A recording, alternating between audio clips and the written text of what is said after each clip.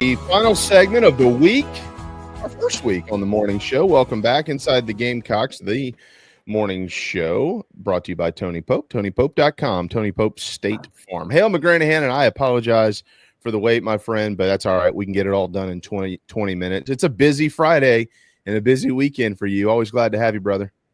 Yeah, I was happily watching the segment with Coach Holbrook there. That was very entertaining, and enjoyed hearing some of his stories about getting run from baseball games. That was pretty cool to hear too. He's got some experience with it. Yeah, that is for sure. I can't remember the last time I saw him have a tantrum like Shane Beamer did though down at the bowl game in Orlando. But since then, he's gotten a new contract. We got the news this morning. $8.15 million is where it'll start this year, and it'll escalate by $100,000 through 2030. So this has been, I know, Hale. They've been working on this for a while behind the scenes, even before Jeremiah Donati officially took over. But can you add any additional details to this deal? No, not beyond what's been released and what I'm sure you guys have already talked about. I think the important thing for people to keep in mind is where he started from a salary standpoint when he got to South Carolina. I mean, I think he was just under $3 million when he was first hired, and now he's going into year 5. He got the raise in 2023, which was close to a $4 million bump then when he got that, and now, I mean, what he was set to make in 2025 is about $1.5 million less than what he's going to make now. So I think context is key with these things, and like a lot of people, yes, I do agree that college football coaches' salaries are exorbitantly high, and that cost ultimately gets passed down to you, me, and everyone else who has a ESPN or goes to watch a game on Saturday wherever. Like it ultimately comes back to us, but these guys do run multi-million-dollar corporations with many hundreds of people working under them as subordinates, and there's tons of pressure, and they work harder than anybody who's listening or watching right now, myself included. They do a lot. They earn what they get, and they do. If you're coaching the SEC, you're going to get paid handsomely, but there's a lot that comes with that, and I don't think Shane Beamer's complaining about it, or Kirby Smart or whoever, but yeah, I just think people need to kind of contextualize this whole thing and remember sort of where we're at these days from a SEC football coach economic standpoint. There's nothing you can do about it. I mean, the market is the market. I mean, if the going rate for a great chef was $8 million, they'd take it too. You know what I mean? I mean, it just is what it is, Hale. But also, you when you do hear those things or see those criticisms, usually that's when you're not winning. When you're in Carolina's winning right now, so it's minimized. But like, if you're winning games, or if let's say they go out this year and make the college football playoff, the narrative turns to pay him whatever he wants for how long he can stay. Nobody cares about the financials when they exceed expectations or create new expectations or hit goals and milestones that you've never achieved before. Nobody has those conversations then. They're all gone. It's just when you lose a game or, win a national championship, all of a sudden, nobody's worth this, that, and the other. So the narrative changes with the success of whatever program, whatever coach is in.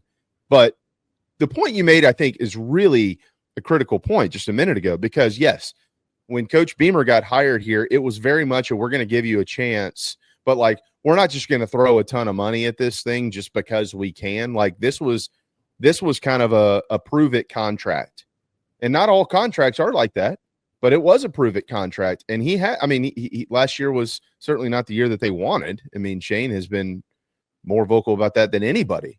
But outside of that, he has come in and greatly exceeded expectations in the first 4 years. And that contract has fallen in line with those expectations. So I think it's a fair deal all the way around.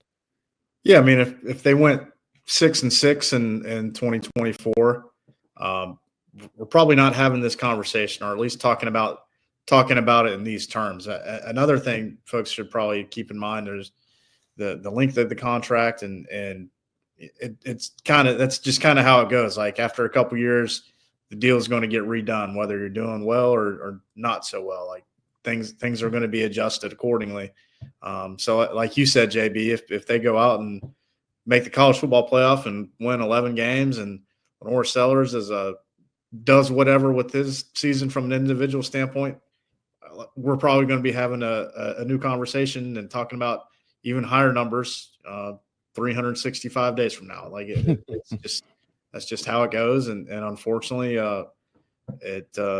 it maybe rubs some people the wrong way when they're having trouble paying the bills and going to the grocery store and you're spending $100 and you're carrying 3 bags out. Like it's tough to stomach sometimes, but you know what? That's part of it. There's nothing, like you said, there's nothing we can do about it to change it other than stop paying attention. And I don't think anybody's going to do that anytime soon. And I understand that wholeheartedly. And I understand when people feel that way. There's no question about it. I think that, to contrast what we've been discussing a little bit is if let's say they go out next year and they don't even go to a bowl game, that's when people also are going, whoa, okay, and all these narratives start coming out and yada, yada, yada. And but again, there's nothing you can do. You can't play that game. That is not non-existent in college athletic contracts, adjusting contracts based on performance, et cetera, et cetera. Nobody will sign those deals. So there's nothing you can do about it. You reward when you're successful and you fire when you're unsuccessful. Very few will come in and say, well, I'm willing, if you'll keep me around, to reduce my contract because of the message that it sends. It's a terrible message. So it's just where we are. I don't foresee it changing in any way, shape, or form. But congratulations to Coach. I do think that he's earned it. And, you mentioned how much work they do. We talked to Coach earlier this week, and he made mention of, it's kind of recruiting season, right? It never shuts down now. Think about all the stuff they put up with. This is crazy. Yeah. And I know you're going to get into junior day here in just a second, but it's the portal and they're going out and seeing all these high schools right now in the snow and all this crazy. I mean, this is December and January are wild for college coaches. Yeah. And next month when it's a dead period and they can't go out recruiting and recruits aren't coming in to visit with them, guess what the coaches are doing? They're waking up at 4 a.m. to get ready to go be with the players as they go through their mat drills and winter workouts and try to get in shape for the upcoming football season. So again,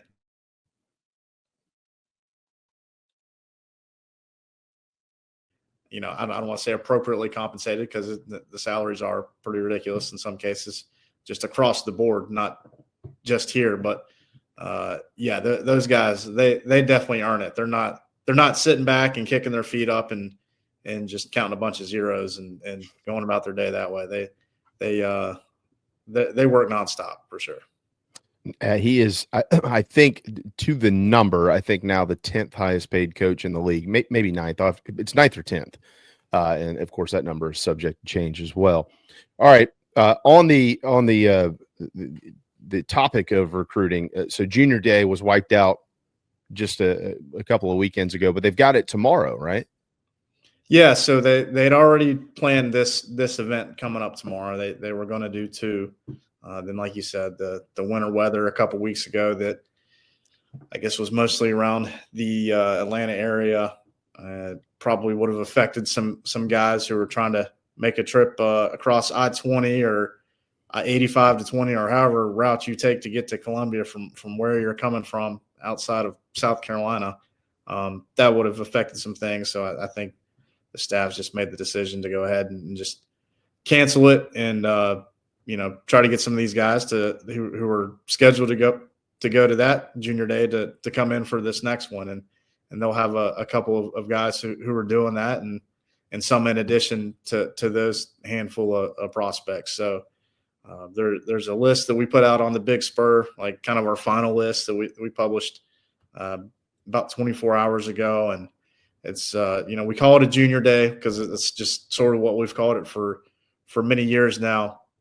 But, and I include myself when when I say this, JB, is we need to start calling it an underclassman day, because it's not just 2026s. They're having a bunch of 2027s, some big time prospects from that class as well. So an important day for Carolina, and there are certainly schools all over the country having events like this here on Saturday. So they do have to compete with some schools to bring guys in. So it's going to be, again, like I said, an important day, and I'm sure some of these guys who will be covering as guests for this junior day or underclassmen day. There I did it again. We'll eventually be talking about them as commitments and signees and players and all that fun stuff. So just a lot to kind of keep in mind as we look at the whole big picture.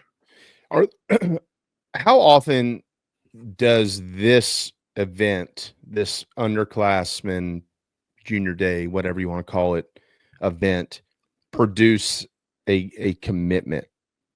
I feel like a lot of these guys, they're just kind of doing their due diligence at this point in time. But is South Carolina maybe in position to land a guy or two out of this thing this weekend? Whether it happens before Monday or within the next couple weeks or even months, we'll see. I don't know that they'll necessarily get anybody this weekend. I mean, it's possible. You never say never.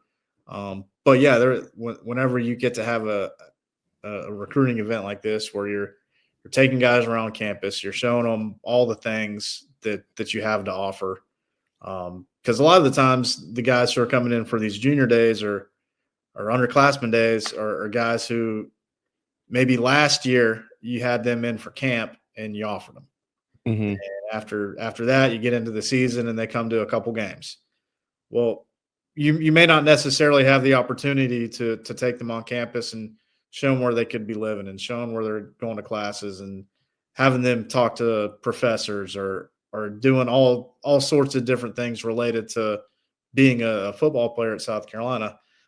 That can help.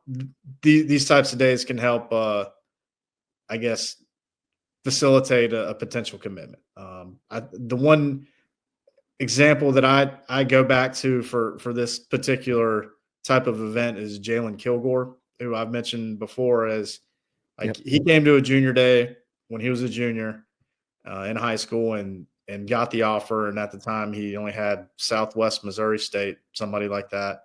Didn't even have a 24/7 profile.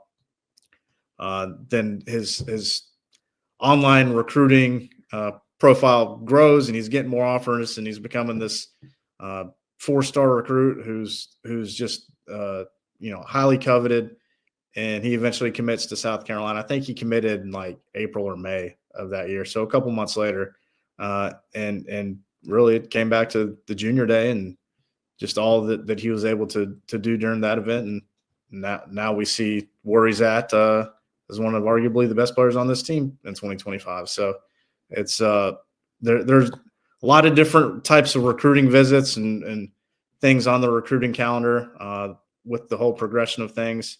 But this is one of the more important ones, because what sort of the next step is getting some guys, the guys who are juniors, getting ready to be seniors, or trying to figure out who you're going to get to come back for an official visit, whether that's later on in the spring or in June. Because a lot of guys, as we all know, tend to commit before their senior year. So we're getting close to that part of the whole equation, but this is certainly an important step. Hale mentioned it, and I'll mention it again here. TheBigSpur.com, the column that was put out yesterday in the 11 o'clock hour. So you're right, 24 hours ago. Top targets from 2026, 2027 visiting South Carolina. There's a list on there. Of course, that list can be subject to change for multiple reasons, weather included. What do they do? Like, what do they do when they're here tomorrow?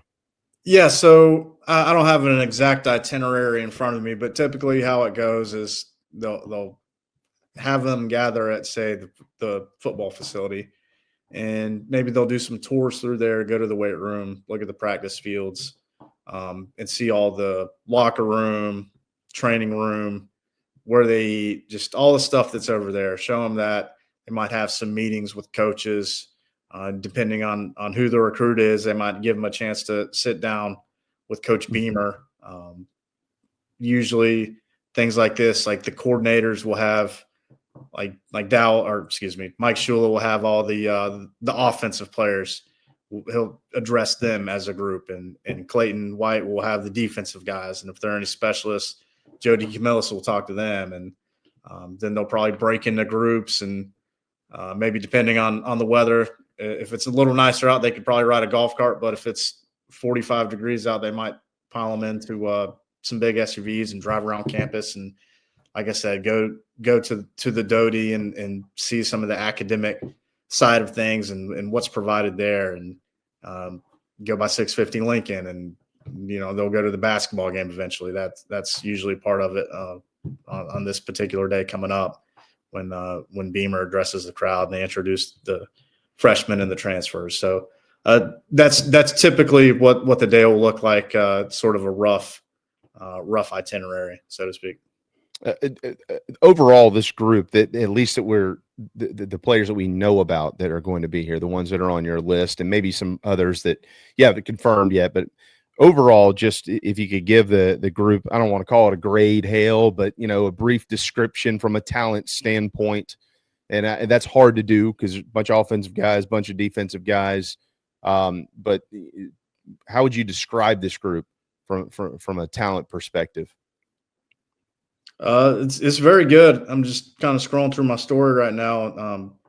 I've had the belief that the 2026 class for receiver, when you're talking about South Carolina and what they're trying to get done, like it might be challenging for South Carolina to sign some good receiver prospects, just given who they brought in 2025. But they got a couple right now who are as good of prospects in the Southeast as you're going to find, guys who have offers from Clemson, Georgia, you name it. Like you're going to have to compete with some big boys to get these couple of guys.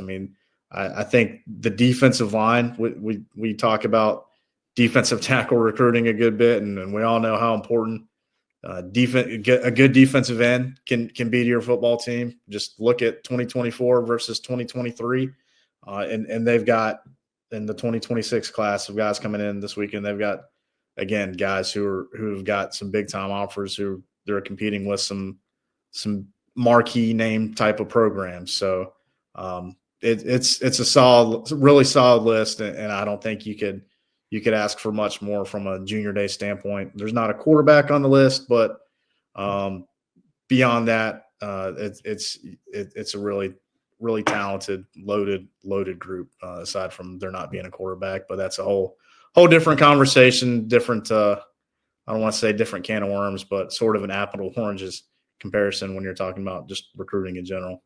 Including that trio of very talented Palmetto State safeties, Jazavian Currents, Contavian Anderson, and Tamarian Watkins. They'll all be here this weekend as well. Rodney Dunham will be in this weekend, big-time defensive end prospect out of North Carolina. You mentioned the game tomorrow. The newbies, they'll be out there getting recognized at halftime of the basketball game too, right?